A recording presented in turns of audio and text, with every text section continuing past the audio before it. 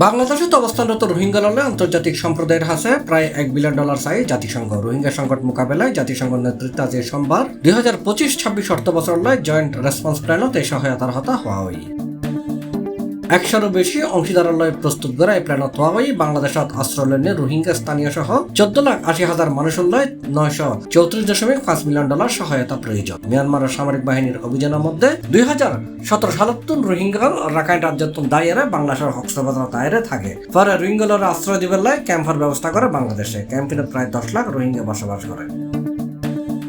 বিবৃতি থুয়াই রোহিঙ্গালরা আশ্রয় দানের 8ম বছরত রোহিঙ্গালর মানবিক সংকট আন্তর্জাতিক আলোচনার বাইরে, যদিও তারাল্লাই জরুরি সহায়তার প্রয়োজন এখনো তাই গিয়ে এটা জোর দিয়ে হুয়াওই খাদ্য সহায়তা, জ্বালানি এবং তহবিলের ঘাটতি অত্যন্ত ঝুঁকিপূর্ণ এই জনগোষ্ঠীর লাই ভয়াবহ পরিণতি ডাকিয়ে নিব। জাতিসংঘ হই আশ্রয় নিলে রোহিঙ্গালর 1/3 বয়স 10-24 বছর, আনুষ্ঠানিক শিক্ষা, পর্যাপ্ত দক্ষতা বৃদ্ধি, স্বনির্ভরতার সুযোগ না পাইলে তারা ভবিষ্যৎ আশঙ্কাপূর্ণ। যতক্ষণ না মায়ানমারের রাখাইন রাজ্যের পরিস্থিতি শান্তিপূর্ণ নয় এবং রোহিঙ্গালরা নিরাপদে স্বেচ্ছায় ফেরত যাবার অনুকূল নয়, ততক্ষণ আন্তর্জাতিক সম্প্রদায় রোহিঙ্গালরা জীবন রক্ষাকারী জরুরি সহায়তা তহবিল অব্যাহত রাখা পড়িব। হুয়াওই বিবৃতি।